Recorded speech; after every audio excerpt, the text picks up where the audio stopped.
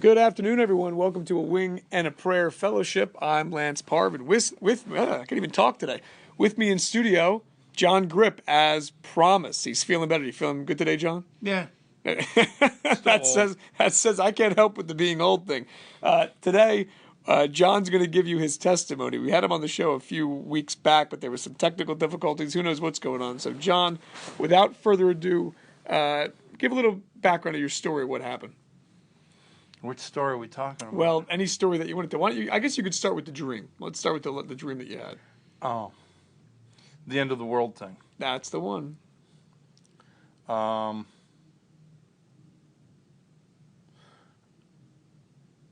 Went to bed, and in my mind, I see it was. This is hard to explain. It's like all of a sudden, the world was being turned upside down in a way of, how can I say this? All right, from the Midwest, when you're out tilling the fields, how the blades of the massive tills just chew up the ground, and you've got corn stalks and everything on one side. After they've run through, it's all dirt and that. The earth looked, when you look out at a far distance, it was like the ground was being tilled. And everything in its path was destroyed and people were killed. So people were constantly moving. And when they, so many people would get to a certain area and there'd already be people there. People were killing people for space, kicking them out, others picking up and running. And the only way to survive was to keep running, because no matter where you stopped, it would eventually show up. And there was no end to it. And when I woke up, in my mind, this was one of those dreams that I was there, and this for years. And when I woke up, I was terrified, and I couldn't believe that I was home in bed. And my wife was, holding my arms, and you were swinging your arms, you hit me. And the last thing I remember was fighting people to get through a building, because the front of the building was coming apart, and there were people there. And I was trying to get my family out the back. And in reality, I'd only been asleep maybe an hour or so. But in my mind, it was like I sat for the longest time, and I'm trying to explain it to my wife, and she's like, what's the matter? I'm like, I'd never experienced anything like that before. And it's hard to conceptualize a dream. It's hard to conceptualize an experience, and a lot of times, God does communicate with people in dreams. He has since the Bible, when he talks about Daniel and Nebuchadnezzar, and that's how Daniel was able to understand what Nebuchadnezzar saw. He was given that dream. And like you said, it's different from in the past when you've had a dream. You're like, okay, whatever, maybe it's my subconscious letting go. It's a different time now where you're like, no, this wasn't just a normal dream. And this came after the refinding of my faith, and the projects that we're involved in and producing for you, and the talks that we've had, and me coming back to the realization that God didn't forget me. Growing, the children's home and I never had, I always, nobody cared. And when it finally realized he does care, the losing of my brother just recently, but being okay, because I know he's with God. So I know he's at peace, finally. And the whole new general feeling of, I don't worry about dying anymore. It doesn't scare me. I don't care. And I guess people don't understand that, but I really don't care, because Now I look forward to it because I can't wait to get out of the meat suit. Yeah. Okay? And maybe that's why I was given the vision, because of the way that I think now. It shook me up. It was one heck of a reality check. I wish there was something I could say, watch this movie or look at these pictures, but there's nothing to compare at the devastation and the total annihilation of everything. Yeah. And you stand there and you see it coming. Well, and that's an interesting way of putting it, because you cannot share. You can share experiences in your faith, but you can't share your faith. You can't give someone else your faith. You've gotten to the point you've gotten to because of the experience that you've gone through, and it is a very simple answer to someone. It's seek Christ, seek Jesus, and people have a hard time with that. They go, all I have to do is seek Jesus. I go, because He is the way. People think it has to be this complex But you got to thing. believe in it to seek it. Of course, and Okay. that's, you got it. And, you know, I've been the luckiest guy in the world. What I've done, where I've been, who I've been associated with. But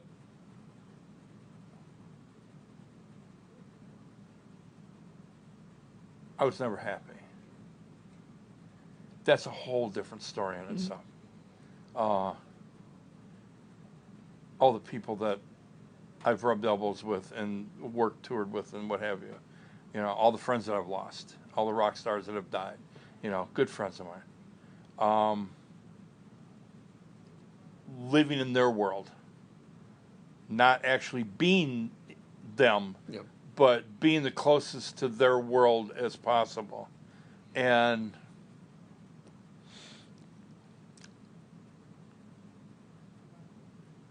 for losing everything,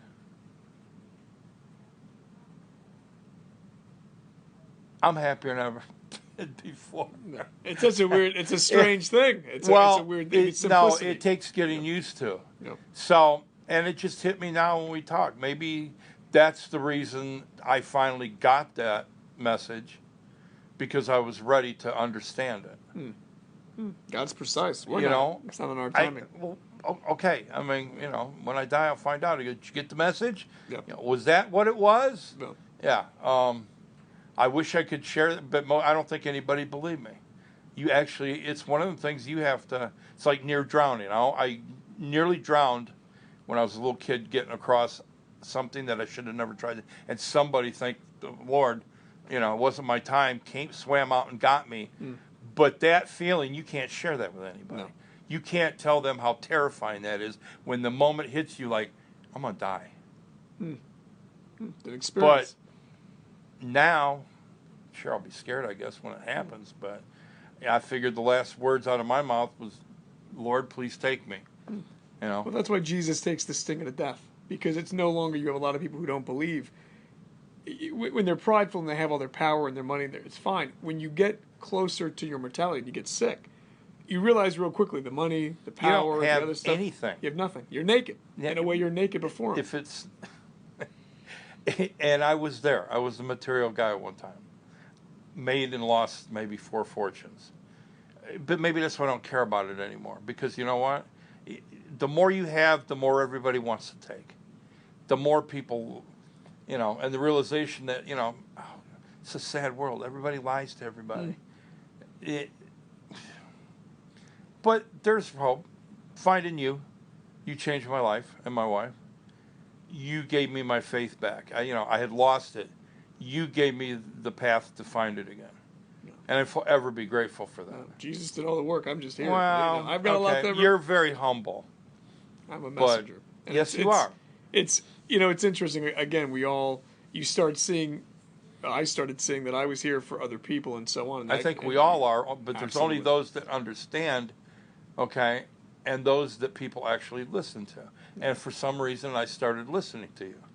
Well, I know why. We know why, we met and how we met. Okay, we would have never met or been friends if we bumped each other on the street. I doubt very much. But there's no chance. But, so,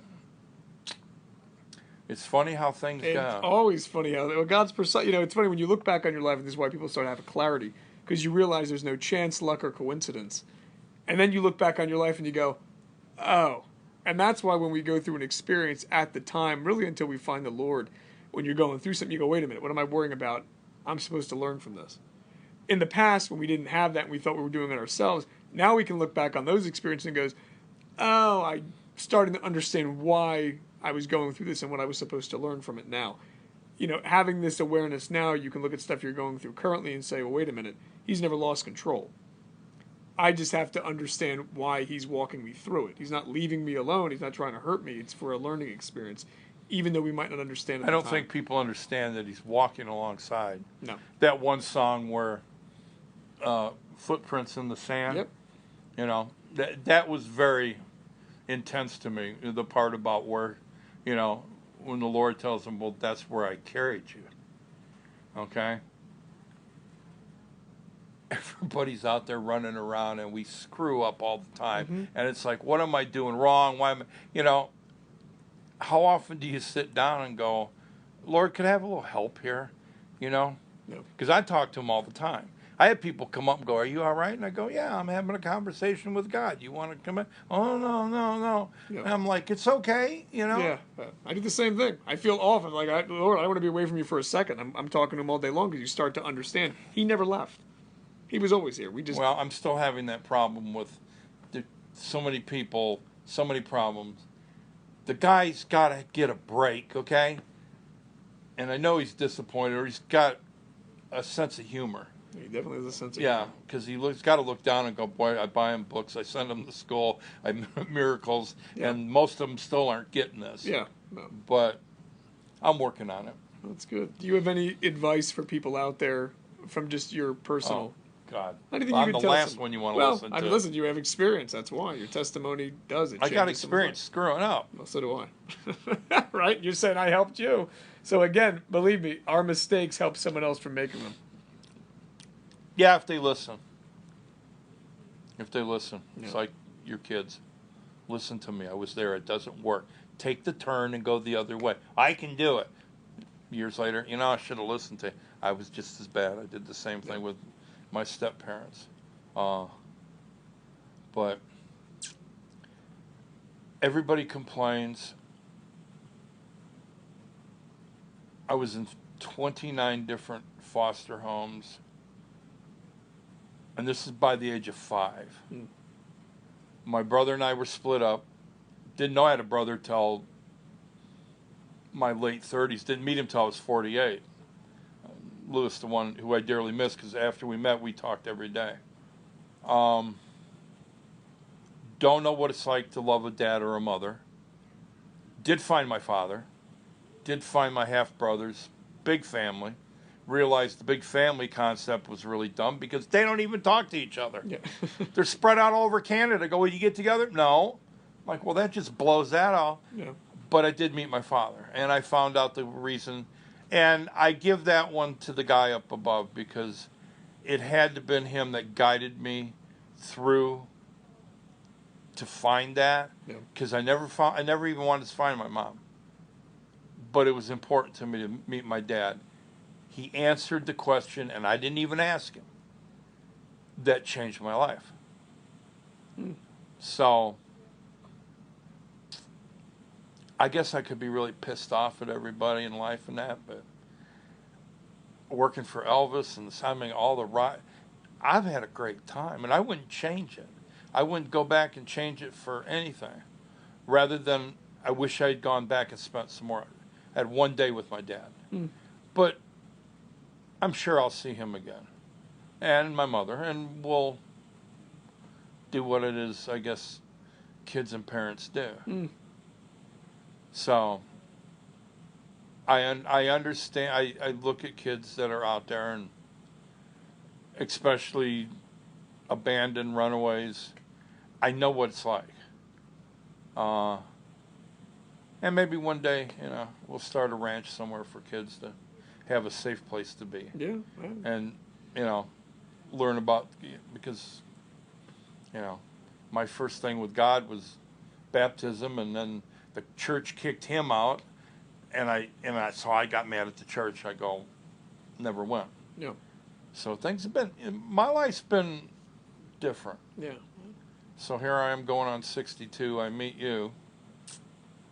We're sitting in the Elvis booth. Yeah. Imagine that, sitting in Elvis's booth. We now have our own studio. Well, And we have a network. We have a radio show. We got all kinds of stuff. God works in mysterious ways. Oh, it's hard to keep up. I know. Well, if it does, he'll keep you busy. There's like, plenty of work to do. I tell him, I go, give me a break. Yeah, you're going to give me the heart attack. The harvest is many. The laborers are few. So, well, thank you again for stopping by today. Stopping by, I had to. We had a show to do. Well, he's the producer too, so he's doing multiple things at one time. That's so funny. Thanks, John. I really appreciate it, and believe me, you're doing great things on the show and in life. Trust in the little voice that you hear when you go to make a decision. Because to me, I think that's him going, don't. And then when you don't listen, you got nobody to blame but yourself. But life's fun. Yeah, you heard it here first, people. We'll see you next time on